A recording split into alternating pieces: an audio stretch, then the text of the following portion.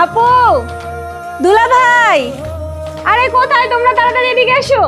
এই রাখ রাখ, এখানে আস্তে আস্তে রাখ, যেন না পড়ে। আরে কেমন আছিস?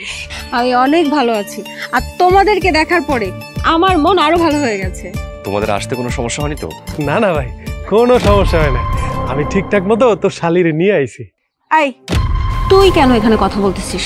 তোকে কে কথা বলতে বলছে? মানে সব জায়গায় কথা বলতে হবে তাই না? এখান থেকে যা তো, তোকে দেখে আমার অসহ্য লাগছে। এই ওয়েট ওয়েট, দাঁড়া। ব্যাগ এনেছিস তাই না? ভালোই কষ্ট হয়েছে, মাথার উপর এত বড় একটা লাগেজ। তোকে আমি টাকা দিচ্ছি, টাকাটা তুই নিয়ে যা। এই নে। আরে না না, কি করতেছেন আপনি? আপনি আমার টাকা পয়সা দিতেছেন কেন? আমার কোনো টাকা পয়সা লাগবে না। বুঝতে পেরেছি, কম হয়ে গেছে, সমস্যা নেই, বাড়িয়ে দিচ্ছি। আমার কি আর টাকার অভাব আছে রে ফকিন্নি? নে।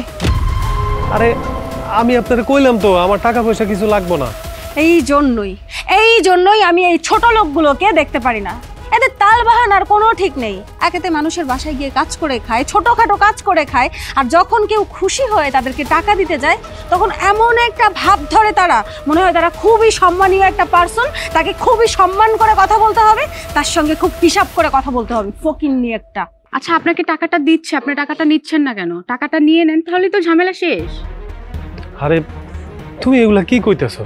হ্যাঁ হইলে আমাকে মেহমান, আমি কি এর কাছ থেকে কোনো টাকা পয়সা নিতে পারি? এই মেহমান মানে? মেহমান বললি কাকে? এই আমি তোর কিসের মেহমান রে? হ্যাঁ, তুই বাড়ির কাজের লোক, কাজের লোক হয়েই থাক, বাড়ির মালিক হওয়ার একদম চেষ্টা করিস না। কাকে কি বলছো মা?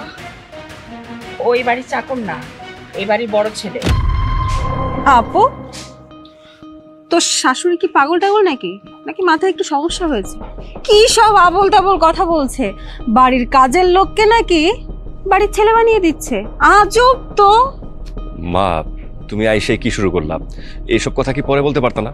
আরে দেখতেছো বাড়িতে মেহমান আসছে, ঘরে যাবে, খাওয়া দাওয়া করবে, রেস্ট নেবে, পরে যা বলার বলতা। আমাকে তোরা সবাই মিলে এসব কথা বলতে বাধ্য করলি।